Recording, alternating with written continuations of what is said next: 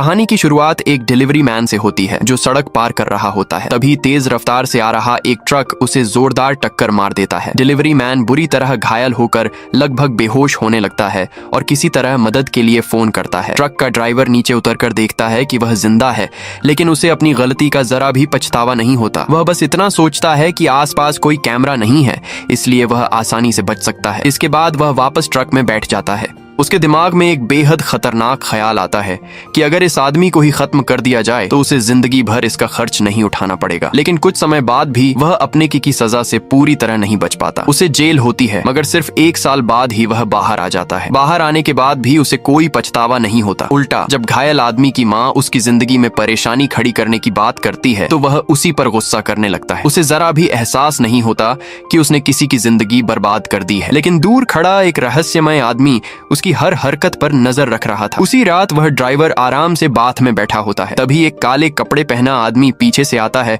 और उसका सिर पानी में दबा देता है। ड्राइवर घबराकर बचने की कोशिश करता है, लेकिन वह आदमी उसे छोड़ता नहीं। आखिर में उसे उसके की सजा मिल जाती है। कुछ देर बाद पुलिस वहां पहुंचती है, लेकिन उन्हें कोई खास सबूत नहीं मिलता। वहां लगे सभी कैमरास पहले ही खराब कर दिए गए थे। किसी को अंदाजा भी नहीं था कि यह काम करने वाला आदमी कोई आम क्रिमिनल नहीं, बल्कि पुलिस एकेडमी में पढ़ने वाला एक स्टूडेंट है जिसका नाम योंग है। दिन में योंग बाकी स्टूडेंट्स की तरह पुलिस एकेडमी में ट्रेनिंग लेता है, लेकिन रात होते ही वह एक डार्क हीरो बन जाता है। वह ऐसे क्रिमिनल्स को ढूंढता है जिन्हें अपने के पर कोई पछतावा नहीं होता और फिर खुद उन्हें सजा देता है। असल में बचपन से ही योंग के अंदर बदले की आग थी। उसने अपनी आंखों के सामने अपनी माँ को मरते देखा था। उसकी माँ को मारने वाले आदमी ने ऐसा सिर्फ इसलिए किया था क्योंकि उस समय उसका मूड खराब था, लेकिन कोर्ट में क्रिमिनल ने कहा कि उसका हत्या करने का इरादा नहीं था। इसी वजह से जज ने उसे सिर्फ 3 साल की सजा सुनाई। छोटा योंग डर के मारे सिर झुका लेता है, लेकिन उसी दिन उसके मन में एक बात बैठ जाती है। वह अपनी माँ के लिए एक दिन बदला जरूर लेगा। 12 साल बाद योंग पुलिस एकेडमी में फाइटिंग की अलग अलग टेक्निक्स सीखकर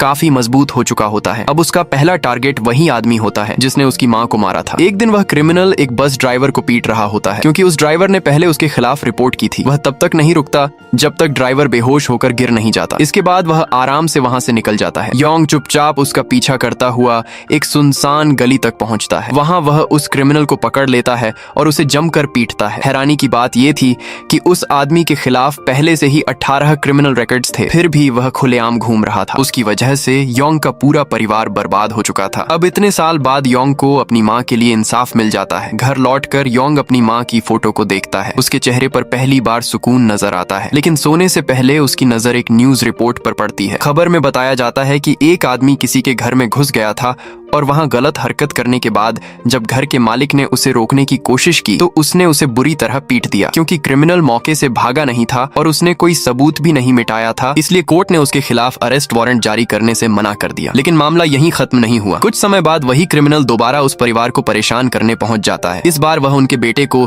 जान से मारने की धमकी तक देता है। तभी योंग अचानक उनके घर पहुंचता है। वह विंडो के सामने लकड़ी का बोर्ड लगाकर रास्ता रोक देता है और दोनों क्रिमिनल्स को पकड़कर उनकी जमकर धुनाई करता है। इसके बाद उन्हें कूड़े के ढेर में फेंक देता है। धीरे धीरे डार्क हीरो के कारनामों की खबर लोगों तक पहुंचने लगती है। योंग का दोस्त मीन भी उसके इस काम का पूरा सपोर्ट करता है। उसे लगता है कि डार्क हीरो को ऐसे ही उन क्रिमिनल्स के खिलाफ लड़ते रहना चाहिए। उधर एक विक्टिम मीडिया के जरिए डार्क हीरो को थैंक यू कहता है। यह सब देखकर योंग का हौसला और बढ़ जाता है। अब वह रात के समय इंटरनेट पर नए केसेस खोजने लगता है। इसी दौरान उसे एक डॉक्टर के बारे में पता चलता है जो सीक्रेटली अपने पेशेंट्स को रिकॉर्ड करता था और उनके साथ गलत काम करता था। लेकिन कोर्ट में उसे सिर्फ 6 महीने की सजा मिलती है और हैरानी की बात यह थी कि उसकी मेडिकल लाइसेंस भी नहीं छीनी जाती। योंग अपना ब्लैक हुडी पहनता है और सीधे उस क्लिनिक में पहुंच जाता है। डॉक्टर ने एक पेशेंट को एनेस्थीसिया दे रखा था और हिडन कैमरा भी ऑन कर चुका था। जैसे ही वह आगे बढ़ने वाला होता है, योंग अचानक ग्लास तोड़कर अंदर घुस जाता है। वह डॉक्टर को एक सेडेटिव देता है और फिर उसके हाथ पर इतनी जोर से वार करता है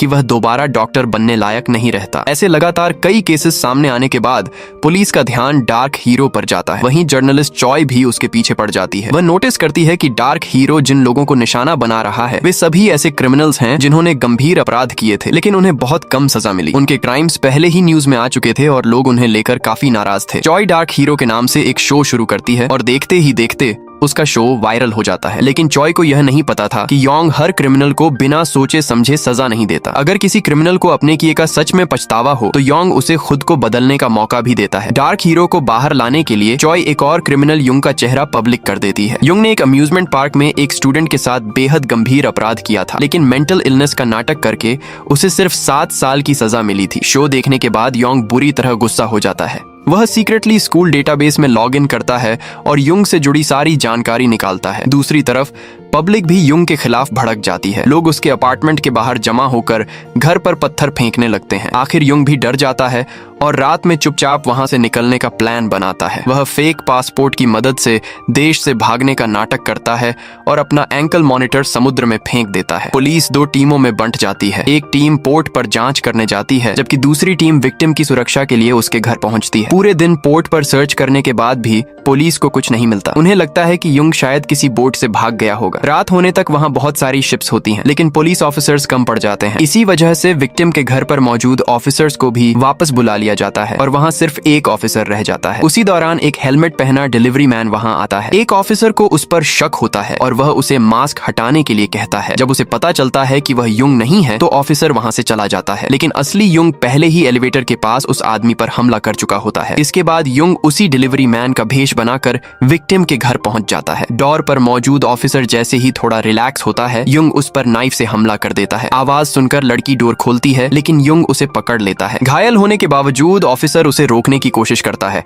और लड़की को वहां से भागने के लिए कहता है, लेकिन युंग उसे भी पकड़ लेता है। वह लड़की पर ही अपना गुस्सा निकालने लगता है और चिल्लाकर कहता है कि उसने उसकी जिंदगी बर्बाद कर दी। लेकिन असली सच्चाई ये थी कि गलती युंग की थी और वह लड़की खुद विक्टिम थी। युंग यहाँ तक कहता है कि अगर उसने उस लड़की को उसी समय मार दिया होता तो शायद आज उसे लोगों की नफरत नहीं झेलनी पड़ती और वह आराम से जेल में अपनी जिंदगी काट रहा होता। वह लड़की के साथ कुछ और करने ही वाला होता है कि तभी योंग वहां पहुंच जाता है और उसे जोरदार किक मारकर दूर गिरा देता है। इसके बाद योंग युंग को लगातार पीटता है। उसका सारा गुस्सा उसी पर निकल रहा था। आखिर युंग डर कर योंग से माफी मांगने लगता है और अपनी जान बचाने की गुहार करता है। योंग उसे चेतावनी देता है कि अगर उसे जिंदा रहना है तो उसे एक अपॉलॉजी लेटर लिखना होगा। उधर चॉय को अब समझ आ जाता है कि युंग का असली प्लान देश से भागना नहीं था, वह किसी से बदला लेने आया था। चॉय तुरंत उस जगह पहुंचती है, लेकिन तब तक बहुत देर हो चुकी होती है। योंग वहां से जा चुका था। हालांकि इस बार चॉय को उससे भी बड़ा स्कूप मिल जाता है। अगले दिन युंग की मौत की खबर पूरे शहर में फैल जाती है। पुलिस को मौके से कुछ क्लूज मिलते हैं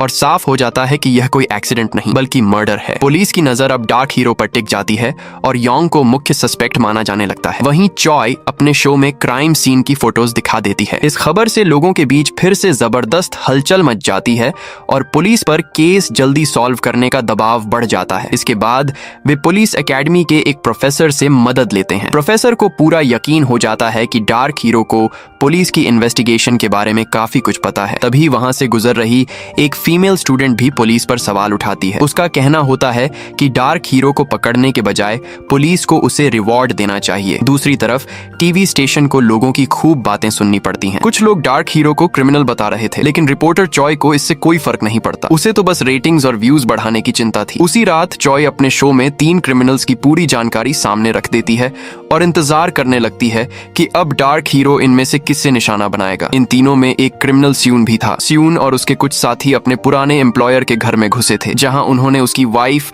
और 2 बच्चों को मार दिया था। बाद में स्यून ने पूरा इल्जाम 2 माइनर्स पर डाल दिया और खुद सजा से बच निकला। इतना ही नहीं, वह अपने दोस्तों के सामने शेख ही मारता था कि लॉ उसका कुछ नहीं बिगाड़ सकता। स्यून की इस बेरहमी से योंग का गुस्सा भड़क उठता है। वह उसे ढूंढते हुए एक नाइट क्लब पहुंच जाता है जहां स्यून मौजूद था। वहां एक लड़की योंग के लुक्स देखकर उससे बात करने लगती है, लेकिन योंग का पूरा ध्यान स्यून पर था। लड़की को लगता है कि योंग उससे ड्रग्स खरीदना चाहता है, इसलिए वह उसे एक तरफ ले जाती है। फिर वह अपने मुंह में ड्रग्स रखकर योंग को किस कर देती है। इसके बाद योंग का दिमाग ठीक से काम करना बंद कर देता है और उसे कुछ होश नहीं रहता। अगली सुबह जब योंग की आंख खुलती है तो उसे विक्टिम फैमिली का एक वीडियो दिखाई देता है। उसे स्यून की बिल्कुल भी शर्मिंदगी न दिखाने वाली हरकतें याद आती हैं और उसके अंदर दुख के साथ गुस्सा भी भर जाता है। इन्वेस्टिगेशन करने पर उसे पता चलता है कि स्यून सिर्फ ड्रग्स बेचने का काम नहीं करता, बल्कि माइनर्स को भी निशाना बनाता था और अपना सारा पैसा शहर से दूर एक जगह छिपा कर रखता था। स्यून को बाहर निकालने के लिए योंग उसकी कार में एक फोन नंबर छोड़ देता है और उसे खुद जाकर सरेंडर करने को कहता है। स्यून अपने लोगों से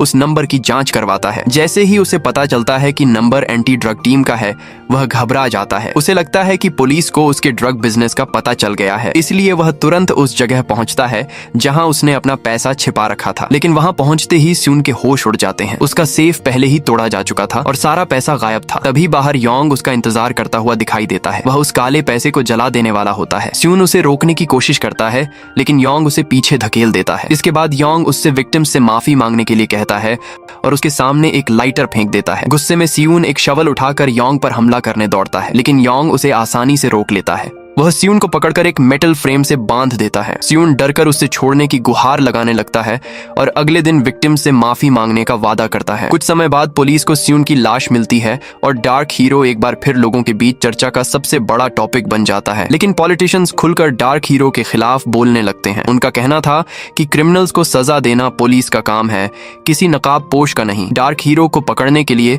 अब रीजनल यूनिट को केस सौंप दिया जाता है। इस टीम का कैप्टन जो हियोन था। वह बेहद निडर और बहुत ताकतवर ऑफिसर था। उसकी ताकत से गैंगस्टर्स तक डरते थे। कैप्टन सबसे पहले स्यून के एक आदमी को पकड़कर उससे जानकारी निकालने की कोशिश करता है। उस आदमी को समझ आ जाता है कि जो हियोन पुलिस ऑफिसर है, इसलिए वह भागने की कोशिश करता है। लेकिन पकड़े जाने के बाद भी वह अकड़ कर बात करता रहता है। कैप्टन उसे रोककर पूछता है कि क्या उसने हाल में स्यून के आसपास किसी अजीब आदमी को देखा था। वह आदमी नाइफ निकालता है, लेकिन कैप्टन तुरंत उसे रोककर फेंस से लगा देता है। अपनी हालत देखकर आखिर वह डर जाता है और बताता है कि स्यून ने कुछ समय पहले उसे एंटी ड्रग टीम के एक नंबर की जांच करने को कहा था। उसे शक था कि स्यून को मारने वाला कोई यंग मैन है, लेकिन कैप्टन को इससे कोई बड़ी जानकारी नहीं मिल पाती। इधर डार्क हीरो की नकल करने वाले कई लोग सामने आने लगते हैं। एक दूसरे टीवी शो ने भी चॉय के आइडिया की कॉपी करके 3 ऐसे केसेस की जानकारी दिखा दी जिनमें क्रिमिनल्स को बहुत कम सजा मिली थी। न्यूज आते ही एक इमिटेटर भी डार्क हीरो के तरीके पर क्रिमिनल्स से निपटने लगता है। वह खुद इसका वीडियो बनाकर मीडिया को भेजता है। वह इमिटेटर साफ कहता है कि उसे पता है डार्क हीरो जो कर रहा है वो भी क्राइम है, लेकिन वह तब तक नहीं रुकेगा जब तक विक्टिम्स को लॉ के हिसाब से सही जस्टिस नहीं मिल जाता। उसकी बात के बाद लोगों के बीच सवाल उठने लगता है कि क्या डार्क हीरोज कभी खत्म होंगे। योंग ने कभी नहीं सोचा था कि उसके काम की वजह से सोसाइटी में इतनी बड़ी हलचल मच जाएगी। चॉय को भी लगता है कि यह असली डार्क हीरो नहीं है। जो ह्योन भी नोटिस करता है कि दोनों के तरीके भले ही एक जैसे हैं, लेकिन असली डार्क हीरो कभी विमेन या माइनर्स को नुकसान नहीं पहुंचाता। योंग कुछ समय के लिए शांत रहने का फैसला करता है, लेकिन तभी एक घटना उसके अंदर का जस्टिस वाला जज्बा फिर से जगा देती है। एक बूढ़ी महिला सड़क पर स्क्रैप इकट्ठा कर रही थी। वह धीरे धीरे चल रही थी, इसलिए एक रिच मैन को गुस्सा आ गया। उसने अपनी कार से उसे टक्कर मार दी और उसकी जान चली गई। इतना करने के बाद भी उस रिच मैन को कोई पछतावा नहीं था। पास की शॉप के ओनर ने जब उसे ऐसा करते देखा तो उसने उसे पीट दिया। पुलिस मौके पर पहुंची और रिच मैन को हॉस्पिटल ले गई, लेकिन उल्टा शॉप ओनर को असॉल्ट के केस में पकड़ लिया गया। न्यूज देखकर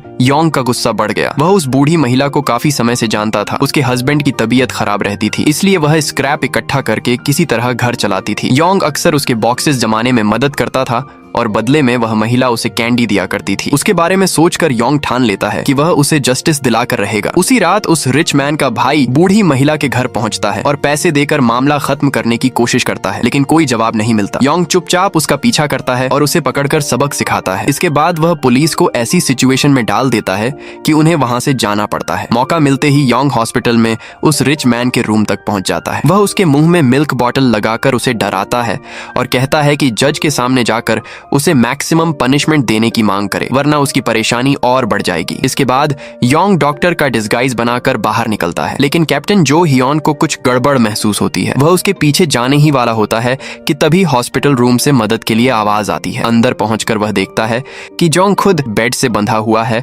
और डरने का नाटक कर रहा है। कैप्टन तुरंत समझ जाता है कि डॉक्टर बनकर बाहर जाने वाला आदमी ही डार्क हीरो था। तभी अचानक हॉस्पिटल की सारी सिक्योरिटी कैमरास काम करना बंद कर देती हैं। योंग को भी खतरे का एहसास हो जाता है। वह जल्दी से अपने कपड़े बदलता है और रात में वहां से गायब हो जाता है। दूसरी तरफ वह रिच मैन अपने भाई को कॉल करने की कोशिश करता है, लेकिन उसका फोन उस मिल्क बॉक्स के अंदर मिलता है जो योंग वहां छोड़कर गया था। तभी एक ब्लैक ड्रेस पहना आदमी अचानक सामने आता है और उसे विंडो से बाहर धकेल देता है। योंग हैरान होकर देखता रह जाता है कि वही इमिटेटर एक रोप के सहारे नीचे उतरता है और एक एम्बुलेंस में बैठकर भाग जाता है। योंग भी उसका पीछा करता है और किसी तरह एम्बुलेंस में चढ़ जाता है। वहां पहुंचते ही इमिटेटर खुशी से उसका स्वागत करता है। दोनों एक शांत रूफटॉप पर पहुंचते हैं। इमिटेटर डार्क हीरो का बहुत बड़ा फैन था और वह उसके साथ मिलकर जस्टिस के लिए लड़ना चाहता था। योंग चारों तरफ सावधानी से देखने लगता है। तभी वह नकली डार्क हीरो बताता है कि उसने इलाके के सारे कैमरास बंद कर दिए हैं और अब तक योंग के किए कामों के सबूत मिटाने में भी उसकी मदद करता रहा है। यह सुनते ही योंग का गुस्सा फूट पड़ता है, क्योंकि उसने जितना भी किया था उसका मकसद जस्टिस दिलाना था, लेकिन इस आदमी ने सब कुछ खराब कर दिया था। दोनों के बीच जोरदार लड़ाई शुरू हो जाती है। लड़ते लड़ते वह आदमी इमारत से नीचे गिरने वाला होता है, लेकिन योंग को इससे कोई फर्क नहीं पड़ता कि वह आखिर है कौन। वह बस चाहता है कि यह आदमी उसके काम से दूर रहे। लेकिन ब्लैक ड्रेस वाला यह आदमी कोई आम इंसान नहीं था। असल में वह एक बड़ी कंपनी का वाइस चेयरमैन था। उसे पता चल चुका था कि चॉय पिछली रात वहां मौजूद थी और उसने आसपास की सारी घटनाएं रिकॉर्ड कर ली थी। इसलिए वह सीधे चॉय के पास जाता है और उसे उसके शो को स्पॉन्सर करने का ऑफर देता है। बदले में वह चाहता था कि चॉय वह वीडियो डिलीट कर दे, लेकिन चॉय साफ मना कर देती है। वह कहती है कि उसे पैसों के बदले अपनी रिपोर्ट्स को किसी के हिसाब से चलाना पसंद नहीं है। वह बिना किसी दबाव के सिर्फ सच सामने लाना चाहती है। चॉय की बात सुनकर वाइस चेयरमैन उससे अकेले में बात करने का फैसला करता है। वह मानता है कि उसे भी डार्क हीरो पसंद है और वह उसके काम को पसंद करता है। वह बताता है कि वह खुद भी सोसाइटी के छिपे हुए गलत कामों को सामने लाना चाहता है, यानी दोनों का मकसद एक ही है, डार्क हीरो को बचाना और लोगों के सामने सच लाना। दूसरी तरफ जो हियन क्राइम सीन की बारीकी से जांच करता है। उसे एहसास होता है कि डार्क हीरो को पुलिस की इन्वेस्टिगेशन का पूरा तरीका पता है। वह हर बार इतने अच्छे से सबूत मिटाता है कि पुलिस के पास लगभग कुछ भी नहीं बचता। जो हियन अपनी सारी फाइंडिंग्स लेकर प्रोफेसर के पास जाता है। वहां उसकी मुलाकात अचानक योंग से हो जाती है। योंग की बॉडी देखकर जो हियन को पिछली रात वाले डॉक्टर की याद आती है, क्योंकि दोनों का बिल्ड काफी मिलता जुलता था। अब उसका शक और गहरा हो जाता है। बाद में जो हियन प्रोफेसर के ऑफिस में पहुंचता है। वहां उसे पता चलता है कि स्टूडेंट्स कई बार पुलिस के केस एनालिसिस प्रोग्राम्स बनाने में भी मदद करते हैं। अब जो हियन को शक होने लगता है कि शायद डार्क हीरो खुद पुलिस से जुड़ा कोई आदमी है। वह प्रोफेसर से स्टूडेंट्स की फोटोज दिखाने को कहता है, लेकिन प्रोफेसर पर्सनल इंफॉर्मेशन देने से साफ मना कर देता है। फिर भी जो हियन की बात सुनकर प्रोफेसर के मन में भी हल्की चिंता पैदा हो जाती है। अगले दिन क्लास में प्रोफेसर योंग के चेहरे पर लगे निशान देखता है और पूछता है कि उसे क्या हुआ। योंग झूठ बोल देता है कि पिछली रात उसकी बॉक्सिंग मैच थी। प्रोफेसर समझ जाता है कि योंग पूरी सच्चाई नहीं बता रहा। तभी पुलिस वहां पहुंच जाती है। उन्हें पता चलता है कि पिछली रात कुछ नशे में धुत लड़के एक लड़की को परेशान कर रहे थे और योंग ने उसे बचाया था। अब वही लड़की योंग को थैंक यू कहने आई थी और पुलिस उससे उस घटना के बारे में स्टेटमेंट लेना चाहती थी। इससे प्रोफेसर का शक दूर हो जाता है। लेकिन असली खेल वाइस चेयरमैन ने पहले ही तैयार कर रखा था। उसे अंदाजा था कि योंग अपने चेहरे की चोटों का सही जवाब नहीं दे पाएगा, इसलिए उसने उस लड़की को वहां भेजकर योंग के लिए एक मजबूत बहाना तैयार कर दिया था। इस पूरी घटना के बाद योंग को भी एहसास होता है कि अगर उसे आगे भी अपने काम छिपाकर करने हैं तो किसी ऐसे आदमी की जरूरत होगी जो उसके पीछे के सबूत साफ कर सके। इसलिए वह वाइस चेयरमैन को मैसेज करके अगले दिन मिलने के लिए कहता है। लेकिन उससे पहले जो हियन योंग को ढूंढ लेता है और उसे समझाता है कि वह वायलेंस का रास्ता छोड़ दे। अब जो हियन को पूरा यकीन हो चुका था कि योंग ही डार्क हीरो है। उसका मानना था कि अगर डार्क हीरो कोई अच्छी जॉब करने वाला और देखने में अच्छा लड़का निकला तो पब्लिक उसे इतना पसंद करने लगेगी कि उसे रोकना मुश्किल हो जाएगा। इसीलिए उन्होंने एक ऐसा आदमी ढूंढने का फैसला किया जो देखने में बिल्कुल साधारण और बेकार लगे। फिर उसके ऊपर डार्क हीरो के सारे क्राइम्स डाल दिए जाएं। इससे लोगों को लगेगा कि डार्क हीरो कोई बड़ा हीरो नहीं बल्कि एक लूजर है। जो हियन को यही तरीका डार्क हीरो की कहानी खत्म करने के लिए सबसे सही लगता है। उधर वाइस चेयरमैन छिपकर दोनों की बातचीत पर नजर रख रहा था। कुछ देर बाद वह योंग को कॉल करता है। योंग को शक हो जाता है कि शायद वाइस चेयरमैन ने ही जो हियन को उसका सीक्रेट बताया है, इसलिए वह अपनी मीटिंग कैंसिल कर देता है। हालांकि वह यह भी कहता है कि अगर वाइस चेयरमैन जो हियन के फोन को क्लोन कर सकता है तो वह उनके साथ काम करने के बारे में सोच सकता है। कुछ ही देर बाद वाइस चेयरमैन का मैसेज आता है कि उसने योंग का काम कर दिया है। योंग एक लॉकर के पास जाता है,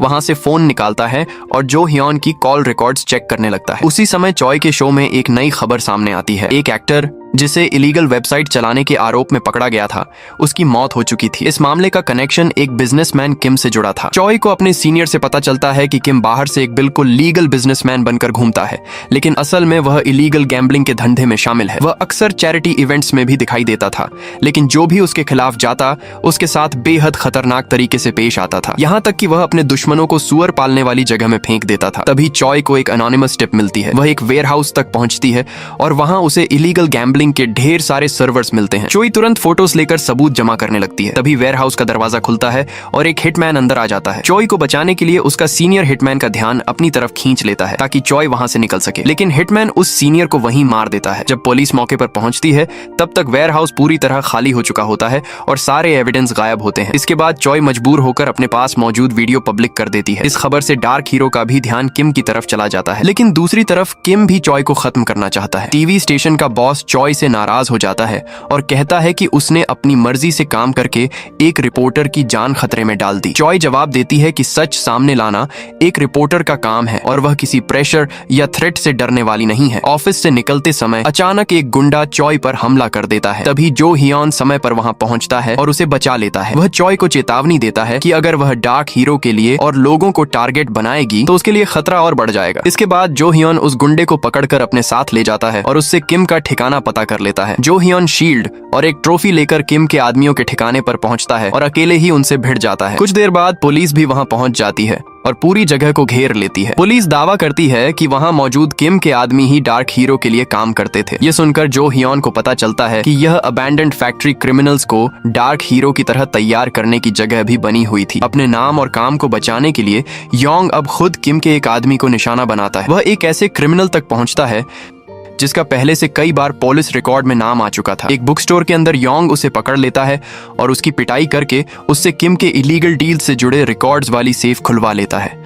योंग सारे रिकॉर्ड्स अपने कब्जे में ले लेता है। जब पुलिस वहां पहुंचती है तो उन्हें एक और अपॉलॉजी लेटर मिलता है। खबर तेजी से फैलती है और लोगों को समझ आने लगता है कि क्रिमिनल्स को सजा देने वाला असली डार्क हीरो अभी भी बाहर है। जो हियोन को पता चलता है कि योंग ने उसकी बात नहीं मानी। वह एक बार फिर योंग के पास जाता है और उसे एक आखिरी मौका देना चाहता है। वह उम्मीद करता है कि योंग अब वायलेंस छोड़ देगा। योंग भी ध्यान देता है कि कैप्टन उसे सिर्फ समझाता है लेकिन कभी गिरफ्तार नहीं करता। इससे उसे शक होता है कि कैप्टन किसी के कहने पर इन मामलों को अंदर ही अंदर संभाल रहा है। योंग को सबसे ज्यादा गुस्सा इस बात पर आता है कि क्रिमिनल्स बार बार इनोसेंट लोगों की जिंदगी खराब करते हैं, फिर भी लॉ उन्हें बचाने के लिए किसी न किसी तरह रास्ता निकाल लेता है। लेकिन जिन लोगों के साथ गलत हुआ है उनकी कोई नहीं सुनता। योंग के मन में एक ही सवाल घूमता रहता है कि अगर कमजोर लोगों को लॉ पर भरोसा ही न रहे तो फिर वे जस्टिस के लिए आखिर जाएं कहां। जो हियोन का मानना था कि हर इंसान को अपनी रक्षा करने का हक है, लेकिन उसे योंग की वजहें समझने से ज्यादा चिंता इस बात की थी कि कहीं योंग धीरे धीरे खुद एक मॉन्स्टर न बन जाए। वह योंग की फाइटिंग स्किल्स और दिमाग को अच्छी तरह पहचान चुका था। उसे लगता था कि अगर योंग को सही डायरेक्शन मिले तो वह जिंदगी में बहुत आगे जा सकता है, लेकिन अगर वह इसी रास्ते पर चलता रहा तो जो हियोन को ही उसे रोकना पड़ेगा। योंग ज्यादा बातें करके समय बर्बाद नहीं करना चाहता था। वह बस इस जिद्दी पुलिस ऑफिसर से लड़कर उसे चुप कराना चाहता था, लेकिन कैप्टन के सामने योंग टिक नहीं पाया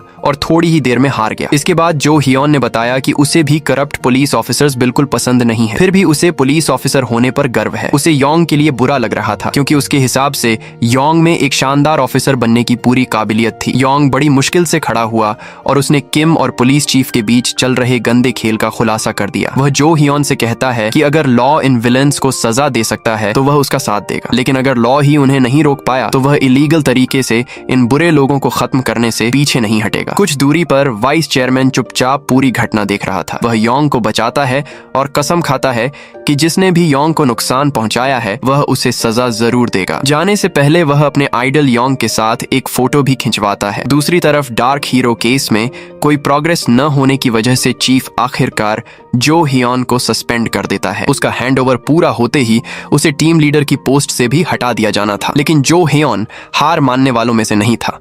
उसने चुपचाप उस गुंडे को अपना इन्फॉर्मेंट बना लिया और उसके जरिए किम और उसके साथियों के बारे में जानकारी जुटाना शुरू कर दिया। इधर चॉय को भी अपने शो से हाथ धोना पड़ता है क्योंकि उसकी रिपोर्ट से चीफ के बड़े लोगों के इंटरेस्ट्स को नुकसान पहुंच रहा था। योंग चाहता था कि चॉय सोसाइटी के अंदर छिपे गंदे सच को लोगों के सामने लाती रहे, इसीलिए वह वाइस चेयरमैन से कांटेक्ट करता है और उससे चॉय की मदद करने के लिए कहता है। वाइस चेयरमैन तुरंत एक नई न्यूज कंपनी शुरू कर देता है और चॉय को वहां काम करने की पूरी आजादी देता है। चॉय भी नया शो शुरू करती है और फिर से लोगों के सामने सच लाने लगती है। वह पब्लिक से साफ कहती है कि अगर किसी इंटरव्यू के दौरान उसके साथ कुछ भी गलत होता है तो उसे मर्डर माना जाए। वह जस्टिस के लिए अपनी लड़ाई जारी रखती है और लोगों से डार्क हीरो का साथ देते रहने की अपील करती है। हॉस्पिटल से बाहर आने के बाद भी योंग आराम नहीं करता। वह किम की कंपनी के अकाउंट्स को लगातार चेक करता रहता है। जल्द ही उसे कुछ सीक्रेट ट्रांजैक्शंस मिलती हैं जिनसे पता चलता है कि किम और चीफ के बीच पैसों का खेल चल रहा है। दोनों पैसों को एक चर्च के जरिए इधर उधर कर कर रहे थे। उस रात योंग चर्च के पास्टर के एक आदमी को चुपचाप बेहोश कर देता है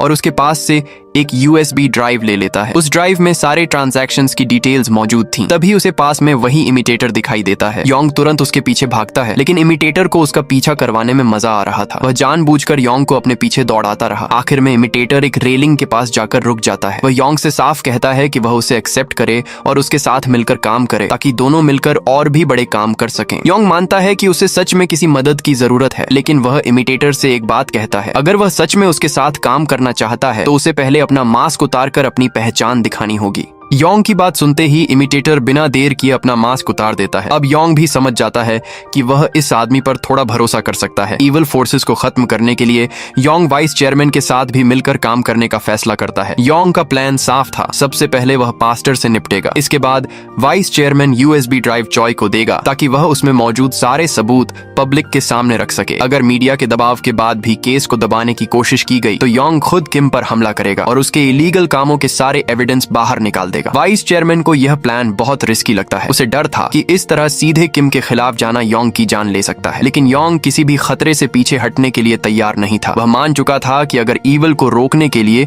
उसे सब कुछ दांव पर लगाना पड़े तो वह ऐसा भी करेगा। अगले दिन योंग सीधे पास्टर के ऑफिस में घुस जाता है। वहां मौजूद उसके आदमियों को वह अकेले ही हरा देता है और फिर पास्टर की भी जमकर पिटाई करता है। कुछ समय बाद खबर पूरे इलाके में फैल जाती है कि चर्च का पास्टर मारा गया है। यह खबर सुनते ही पुलिस चीफ के होश उड़ जाते हैं। उसे डर लगने लगता है कि डार्क हीरो का अगला टारगेट कहीं वही तो नहीं है। इसी बीच किम भी एक बड़ा फैसला लेता है। वह तय करता है कि अगले 5 दिनों के अंदर जो हियोन, चॉय और डार्क हीरो तीनों को रास्ते से हटा दिया जाएगा। दूसरी तरफ वाइस चेयरमैन USB ड्राइव चॉय को सौंप देता है। चॉय उसमें मौजूद किम के क्राइम्स को लाइव ब्रॉडकास्ट में पब्लिक के सामने लाने वाली होती है, लेकिन जैसे ही वह सच दिखाने के लिए तैयार होती है, जो हियोन वहां पहुंच जाता है और उसे रोक देता है। जो हियोन चॉय से नाराज होकर कहता है कि वह सस्ती रेटिंग्स और व्यूज के लिए डार्क हीरो के कामों को बढ़ावा दे रही है। उसके हिसाब से चॉय लोगों को भड़का रही है और उन्हें डार्क हीरो के साथ खड़ा कर रही है, जो आगे चलकर बहुत खतरनाक हो सकता है। लेकिन चॉय पर इन बातों का कोई असर नहीं पड़ता। जब समझाने से बात नहीं बनती तो जो हियोन वहां से जाने लगता है। तभी अचानक पीछे की सीट से एक हिटमैन निकल आता है। कार के अंदर ही दोनों के बीच जोरदार हाथापाई शुरू हो जाती है और जो हियोन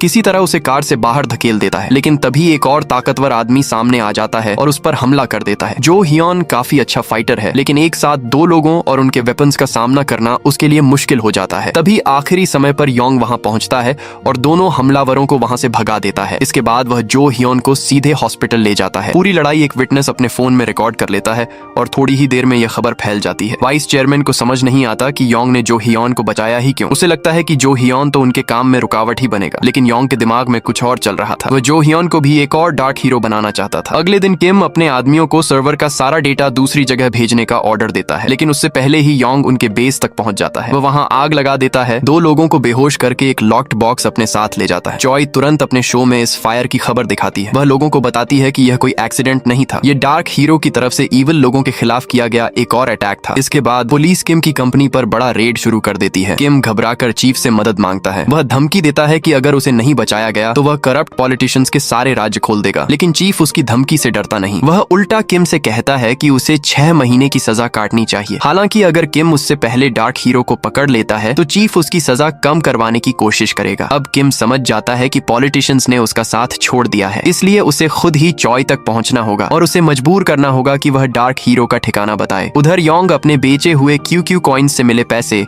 एक ऑर्फनेज में जरूरतमंद बच्चों की मदद के लिए दे देता है, लेकिन उसकी यही अच्छी कोशिश बाद में उसके लिए एक ट्रैप बन जाती है। अगले दिन न्यूज में उसे पता चलता है कि उस ऑर्फनेज के डायरेक्टर की हत्या हो गई है। योंग तुरंत समझ जाता है कि किम ने उसे बाहर निकालने के लिए यह चाल चली है। काफी सोचने के बाद योंग वाइस चेयरमैन से कांटेक्ट करता है और फैसला करता है कि अब और इनोसेंट लोगों को खतरे में डालने से पहले उन्हें खुद एक्शन लेना होगा। इसी बीच चॉय सिक्योरिटी कैमरास में किम के आदमियों को अपनी तरफ आते देख लेती है। वह जल्दी से अपने ऑफिस में कैमरा सेट करती है और पूरी घटना की लाइव स्ट्रीमिंग शुरू कर देती है। लेकिन किम के आदमी जल्द ही उसे पकड़ लेते हैं। तभी वाइस चेयरमैन सही समय पर वहां पहुंचता है और उन हमलावरों को हरा देता है। कुछ देर बाद पुलिस भी वहां आ जाती है। नया कैप्टन चॉय को पूछताछ के लिए स्टेशन ले जाता है। चॉय को सही सलामत देखकर योंग को थोड़ी राहत मिलती है। पूछताछ के दौरान चॉय साफ कहती है कि उसे बचाने वाला आदमी डार्क हीरो नहीं था। वह बताती है कि असली डार्क हीरो कभी वेपन्स का इस्तेमाल नहीं करता। अगले दिन कैप्टन योंग से पूछता है कि जब चॉय खतरे में थी तब वह कहाँ था। असल में कैप्टन पहले ही केस की सारी डिटेल्स चेक कर चुका था। उसे पता चल चुका था कि पुराने कैप्टन ने प्रोफेसर से स्टूडेंट्स की फोटोज मांगी थी। इत्तेफाक से उसने प्रोफेसर के ऑफिस में योंग को भी देखा था और उसकी बॉडी डार्क हीरो से मिलती जुलती लगी थी। इसके अलावा डार्क हीरो द्वारा बेची गई क्रिप्टो करेंसी के लिए जिस फोन की जरूरत थी वह क्राइम वाले समय स्कूल में ही ऑन हुआ था। अब कैप्टन का शक सीधे योंग पर जाने लगा। वह योंग से सच बताने के लिए कहता है, लेकिन योंग साफ कह देता है कि यह उसकी प्राइवेट लाइफ है और वह किसी सवाल का जवाब नहीं देगा। कैप्टन वहां से चला जाता है, लेकिन थोड़ी देर बाद कुछ ऑफिसर्स को लेकर स्कूल में सर्च करने लौटता है। तभी क्राइम में इस्तेमाल हुआ फोन एक लोकेशन दिखाता है। लोकेशन थी प्रिंसिपल का ऑफिस और इत्तेफाक से वही जगह पुलिस चीफ का ऑफिस भी था, क्योंकि चीफ ही उस स्कूल का प्रिंसिपल था। लेकिन यह सब योंग का बनाया हुआ प्लान था। उसने जानबूझकर क्राइम वाला फोन चीफ के ऑफिस में इस्तेमाल किया था। साथ ही उसने किम और चीफ के बीच कनेक्शन साबित करने वाला प्राइवेट फोन बुक शेल्फ में छिपा दिया था। अब पुलिस का शक चीफ पर जाने वाला था और कैप्टन को सच्चाई तक पहुंचने से रोका जा सकता था। लेकिन चीफ ने इससे भी खतरनाक कदम उठा लिया। उसने एक कार एक्सीडेंट का नाटक करवाया और कैप्टन को मरवा दिया। जो हेयोन के लिए यह बहुत बड़ा सदमा था, क्योंकि कैप्टन उसका सबसे करीबी दोस्त था। दूसरी तरफ योंग भी अंदर से टूट गया। उसने कभी नहीं सोचा था कि उसके प्लान की कीमत किसी ईमानदार ऑफिसर की जान हो सकती है। गुस्से में जो हियोन योंग को पंच मारता है और उसे समझाता है कि उसकी हरकतों से अब बाकी लोगों की जान भी खतरे में पड़ रही है। लेकिन योंग पीछे हटने को तैयार नहीं होता। वह साफ कहता है कि अगर ईवल से लड़ते हुए उसकी अपनी जान भी चली जाए तब भी वह अपना काम नहीं छोड़ेगा। योंग का यह इरादा देखकर जो हियोन भी कुछ पल के लिए सोच में पड़ जाता है। इसी बीच कई दिनों तक चॉय की कोई खबर नहीं मिलती। वाइस चेयरमैन परेशान होकर उसके घर में घुसता है और वहां का पूरा सामान बिखरा हुआ पाता है। अब उसे समझ आता है कि चॉय को हिटमैन उठा ले गया है। चॉय को टॉर्चर करने के बाद भी उससे कोई सीक्रेट नहीं निकलवा पाए थे। योंग नहीं चाहता था कि चॉय जैसी इनोसेंट लड़की उसके कारण और खतरे में रहे, इसलिए वह और वाइस चेयरमैन तुरंत अपना प्लान बनाते हैं। वाइस चेयरमैन किम के दूसरे ऑफिस की तरफ जाता है जहाँ किम ने काफी पैसा छिपा रखा था। उसका मकसद था वहाँ ऐसा माहौल बनाना कि ज्यादातर हिटमैन उसी तरफ चले जाएं। उधर योंग किम से फोन पर बात कर रहे एक आदमी को पकड़ लेता है और उसे स्क्रीन पर लिखा मैसेज दोहराने के लिए कहता है। मैसेज मिलते ही किम अपने सबसे खतरनाक हिटमैन को उस मीटिंग पॉइंट पर भेज देता है। अब योंग को पता था कि दुश्मन अपने लोगों को एक जगह जमा कर रहा है, इसलिए वह और वाइस चेयरमैन एक हिडन रूफ टॉप पर मिलते हैं और अगले दिन के लिए पूरा प्लान तैयार करते हैं। इसके बाद वाइस चेयरमैन वहां से निकल जाता है। योंग भी वहां से जाने वाला था कि उसका दोस्त मिन अचानक उसे कॉल कर देता है। मिन ने पिछले कुछ समय से योंग के अजीब बिहेवियर पर ध्यान दिया था। वह बार बार स्कूल छोड़ रहा था और बिना किसी वजह के गायब हो जाता था, इसलिए मिन को उस पर शक होने लगा था। योंग चुप रहा तो मिन ने ज्यादा सवाल नहीं किए, बस उसे याद दिलाया कि अगले दिन स्कूल जरूर आना। दूसरी तरफ किम अपने हजारों आदमियों के साथ मीटिंग पॉइंट पर पहुंच जाता है। वे कंट्रोल रूम में घुसकर वहां के स्टाफ को बाहर निकाल देते हैं और फिर कैमरास पर नजर रखने लगते हैं। उन्हें कोई भी सस्पिशियस आदमी दिखाई देता तो किम तुरंत उसे पकड़ने का ऑर्डर देता। तभी स्क्रीन पर एक ब्लैक ड्रेस पहना आदमी दिखाई देता है। किम उसे पकड़ने का ऑर्डर देता है, लेकिन अगले ही पल ऐसे कई और लोग कैमरास में नजर आने लगते हैं। तभी किम को समझ आता है कि पास में डार्क हीरो के नाम पर एक बड़ा म्यूजिक फेस्टिवल चल रहा है। असल में यह पूरा फेस्टिवल योंग का बनाया हुआ डिस्ट्रैक्शन था। इसी भीड़ का फायदा उठाकर योंग और वाइस चेयरमैन लोगों के बीच आसानी से छिप जाते हैं। लेकिन चॉय को बचाने के लिए योंग जानबूझकर खुद को दुश्मनों के सामने दिखा देता है। उसका मकसद था कि हिटमैन का ध्यान उसकी तरफ जाए और इसी बीच चॉय को वहां से निकाला जा सके। दूसरी तरफ वाइस चेयरमैन भी जानबूझकर खुद को सामने लाता है ताकि गैंग का ध्यान उसकी तरफ चला जाए। अब दोनों अपनी अपनी तरफ से दुश्मनों को उलझा चुके थे, बस उन्हें सही मौके का इंतजार था ताकि चॉय को सुरक्षित बाहर निकाला जा सके। योंग ने चॉय को एक फोन दिया और कहा कि वह उससे लाइव स्ट्रीम शुरू करे। उन क्रिमिनल्स को पकड़ने का यही सबसे अच्छा तरीका था। कैप्टन को जैसे ही लाइव स्ट्रीम की खबर मिली, वह रिफॉर्म्ड क्रिमिनल्स की टीम के साथ तुरंत स्टेडियम की तरफ निकल पड़ा। उधर चीफ भी वहां पहुंचने के लिए रवाना हो गया। स्टेडियम की पार्किंग में पहुंचते ही चारों तरफ अफरा तफरी मच गई। योंग और वाइस चेयरमैन पहले ही इतने सारे दुश्मनों से लड़ते लड़ते बुरी तरह थक चुके थे। तभी जो हियोन अपनी कार लेकर वहां पहुंचता है और सीधे उस ताकतवर आदमी को टक्कर मार देता है। इसके बाद जो हियोन खुद को पुलिस ऑफिसर आंसर बताते हुए सभी हिटमैन को सरेंडर करने के लिए कहता है। लेकिन किम के दिमाग पर बदले का जुनून सवार था। उसे किसी की परवाह नहीं थी। उसका सिर्फ एक टारगेट था, योंग को मारना। तभी ब्लैक ड्रेस पहना एक आदमी किम के सामने आकर उसे रोक देता है, लेकिन किम उसे ही मार देता है। योंग जब पास पहुंचकर देखता है तो उसके पैरों तले जमीन खिसक जाती है। वह आदमी कोई और नहीं बल्कि उसका सबसे अच्छा दोस्त मिन था। माइन को काफी समय से योंग पर शक था। एक दिन उसने योंग को वाइस चेयरमैन के साथ स्टेडियम के पास देखा था और उसी वक्त उसका शक पूरी तरह सच में बदल गया। लेकिन मीन ने किसी को कुछ नहीं बताया। वह जानता था कि योंग वही काम कर रहा है जिसे करने की हिम्मत वह खुद कभी नहीं जुटा पाया था। अब मिन ने जस्टिस के लिए अपनी जान दे दी थी। पुलिस के पहुंचते ही मची भगदड़ का फायदा उठाकर किम वहां से भाग जाता है। अपने दोस्त की मौत से योंग पूरी तरह टूट चुका था। वह किम का पीछा करता है क्योंकि अब वह अपने दोस्त की मौत का बदला लेना चाहता था। वाइस चेयरमैन पीछे बचे क्रिमिनल्स को रोकने में लग जाता है ताकि योंग को किम तक पहुंचने का मौका मिल सके। लेकिन उन्हें नहीं पता था कि एक हिटमैन को पहले ही डिप्टी चीफ ने पैसे देकर किम को मारने के लिए तैयार कर रखा है। उधर जो हियोन भी वहां पहुंचता है और सभी को तुरंत सरेंडर करने का ऑर्डर देता है। लेकिन किम को अब किसी पर भरोसा नहीं था। वह अपनी पूरी ताकत लगाकर योंग से लड़ने लगता है। फिर भी योंग के सामने वह ज्यादा देर टिक नहीं पाता। जो हियोन भी उस हिटमैन को काबू में कर लेता है। तभी चीफ वहां पहुंचता है और बेसमेंट का डोर अंदर से लॉक कर देता है। सबसे पहले वह किम को गोली मारता है। इसके बाद अपनी गन की बाकी गोलियां भी चला देता है। लेकिन उसका प्लान यहीं खत्म नहीं होता। वह वाटर वाल्व खोल देता है और बेसमेंट में पानी भरना शुरू हो जाता है। चीफ जानता था कि अगर वहां मौजूद हर इंसान मर गया तो उसके सारे सीक्रेट्स भी हमेशा के लिए खत्म हो जाएंगे। लेकिन योंग के इशारे को समझकर